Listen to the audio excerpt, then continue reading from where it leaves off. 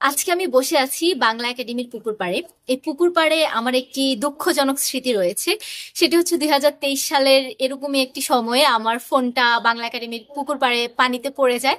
পরবর্তীতে অবশ্য আমি ফোনটা পেয়েছিলাম, কিন্তু ভাগ্য ভালো যে ওটার কোনো ক্ষতি হয়নি, বরং একদম ভালো ছিল। পানিতে পড়ার পরও ফোনটা একদম ভালো ছিল, যদিও 24 সালের দিকে ফোনটা চুরি হয়ে যায়। তো এই জায়গার সাথে আমার ভালোই স্মৃতি জড়িয়ে আছে। আজকে কথা বলবো আমি মূলত একটি প্রকাশনীর বই নিয়ে। প্রকাশনী বলছি কারণ আমি কথা বলবো নবকথন প্রকাশনীর বই নিয়ে। নবকথন এই নামটা শুনলে অনেকে নাক সিটকায়, অনেকে অনেক রকম কথা বলে, মানে নবকথন নামটার সাথে অনেক রকম প্রতিক্রিয়া জড়িত। তো এর অবশ্য অনেক কারণও রয়েছে। আমার কাছে যেটা মনে হয় যে আমরা সবসময় নেগেটিভ জিনিসটা নিয়ে কথা বলি, তো সেটা আসলে করা উচিত নয়। নবকথনেরও কিন্তু বেশ কিছু ভালো কাজ রয়েছে, সে ভালোগুলো নিয়েও আমাদের কথা বলা উচিত। যেমন আমি এর আগে নবকথনের নিশা বসান বইটি নিয়ে কথা বলেছিলাম, প্রভা আফরিনের, যে বইটি খুবই চমৎকার ছিল। তো আজকে আমি নবকথনের আরেকটি বই নিয়ে কথা বলবো। বইটির নাম হচ্ছে অন্তর্দাহ, লিখেছেন রওশন আক্তার। এই বইটি পড়ার আগে আমার চিন্তা ছিল যে এখানে যদি কোনো অশ্লীলতা থাকে তাহলে আমি বইটি হয়তো পুরোপুরি পড়ে শেষ করতে পারবো না। আর পড়ে শেষ করলেও আমি এটি রিভিউ দিব না, কারণ আমি আগেই বলেছি কোনো অশ্লীল বইয়ের রিভিউ আমি করব না। তো আমার ভাগ্য ভালো যে এটাতে কোনো অশ্লীলতা ছিল না। এটা একদম অশ্লীলতা মুক্ত একটি বই, এবং এই বইয়ের প্রোডাকশনটা খুবই চমৎকার। তো আমি যদি কাহিনী সংক্ষেপ নিয়ে বলি, এটি হচ্ছে তাসু নামের একটি মেয়ের খুব ছোট থেকে বড় হওয়ার গল্প, যেখানে তার মা একজন সিঙ্গেল মাদার্স। তার বাবা কিন্তু বেঁচে আছে, বেঁচে থাকার পরেও সে মৃত, কারণ সে তার মাকে ঠকিয়ে বিয়ে করেছে। প্রেমের ছলনাতে ফেলে বিয়ে করে তারপর তার মাকে একটা অজপাড়া গায়ে রেখে সে হচ্ছে শহরে নিজের মতো করে নতুন জীবন যাপন শুরু করেছে, নতুন করে বিয়ে করেছে। তো তার মা এই যে তার দাদির অত্যাচার সহ্য করে এই তাসুকে হচ্ছে ছোট থেকে বড় করেছে, এবং তাসুকে একজন ডাক্তার বানিয়েছে। তো এই এই বইয়ের যে কাহিনীটা, এটা মূলত এর উপরে একটা মা মেয়ের জীবন কাহিনী নিয়ে, যেখানে মেয়ে হচ্ছে পুরুষ সমাজকে খুবই ঘৃণা করে। তার বাবার আচরণ দেখে সে প্রত্যেকটা পুরুষকে তার বাবার মতো মনে করে। তবে সে হচ্ছে তার মায়ের দুঃখ কমাতে দৃঢ় প্রতিজ্ঞ, যে তার মায়ের দুঃখ সে কমাবেই। সে সঠিকভাবে পড়ালেখা করবে, তার মা যা যা পায়নি সে সবকিছু তার মাকে বড় হয়ে দিবে, এবং সে কিন্তু বড় হয়ে তার মাকে সবকিছু দেয়। তবে এখানে হচ্ছে শেষে কিছু ট্র্যাজিক পয়েন্ট রয়েছে। সেটা যেখানে তার বাবার সাথে কি তার আদৌ মিল হয় কিনা, তার বাবা তাদেরকে কি আদৌ মেনে নেয় কিনা, বা তার মায়ের পরিণতি কি একদম শেষ পর্যন্ত খুব সুখকর কিছু ছিল কিনা, সেটা জানার জন্য আপনারা বইটি পড়তে হবে। তো আমি যদি হচ্ছে এই বইটির আমার পাঠ প্রতিক্রিয়া বলি, তাহলে হচ্ছে এই বইটি এমন যেখানে তো কোনো অশ্লীলতা নেই, আগেই বললাম। তবে এই বইটি খুব দ্রুত এগিয়েছে, মানে খুবই দ্রুত। মানে এই যে লেখিকা যে হচ্ছে একটু টাইম নিবেন একটা ঘটনার পর আরেকটা ঘটনার, সেই টাইমটা তিনি নেননি। তিনি খুব দ্রুত একটার পর একটার পর একটা ঘটনা বলে গিয়েছেন।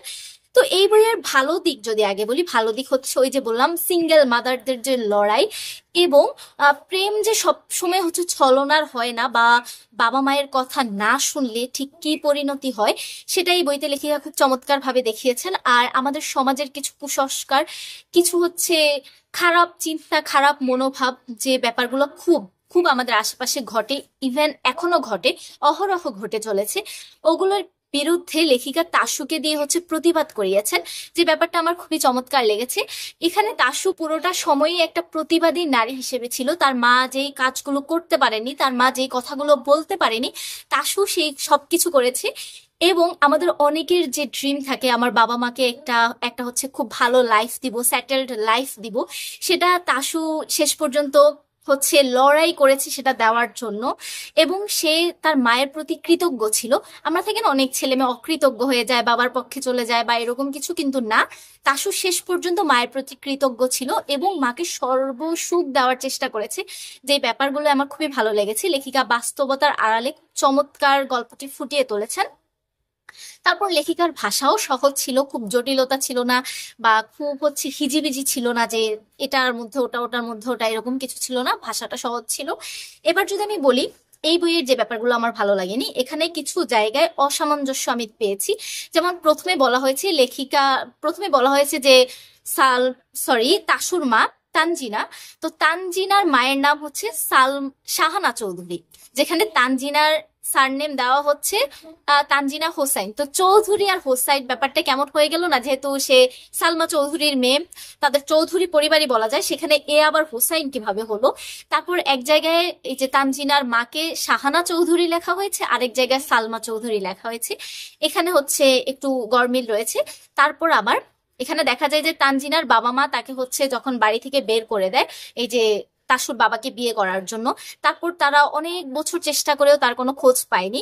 তো এখানে এই ব্যাপারটা আমার কাছে একটু বেশি কাল্পনিক লেগেছে, মানে আপনি আপনার ছেলের, তানজিনার ভাইয়ের কাছে আমেরিকা চলে যাচ্ছেন, তাদের বাসায় গিয়ে থেকে আসছেন, কিন্তু আপনি আপনার মেয়েকে খুঁজে পাচ্ছেন না। এটা তো একদম অসম্ভব ব্যাপার, খুঁজে পাচ্ছেন না। আপনি চেষ্টা করলে হয়তো পেতেন, কিন্তু আপনি সেই চেষ্টাটা করেননি, যদি আপনি বারবার বলেছেন যে আপনি খোঁজার চেষ্টা করেছেন। তো এই ব্যাপারটা আমার অসামঞ্জস্য লেগেছে। তারপর আরেক জায়গায় দেখানো হয়েছে যে তানজিনা, এই তাসুর মা তানজিনা, যিনি অনেক দিন পর হচ্ছে তার বাবার শহরে আসেন, প্রায় তানজিনা যখন পেটে ছিল তখন তিনি ওই শহর ছেড়ে চলে যান, এবং তানজিনা ডাক্তার হওয়ার পর তাসু ডাক্তার হওয়ার পর তানজিনা এই শহরে আবার ফেরত আসে।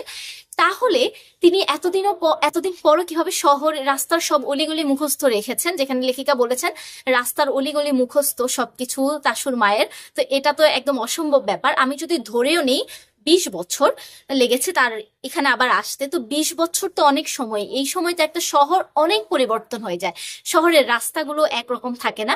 এই ব্যাপারটা হচ্ছে এখানে তথ্যের গরমিল ছিল।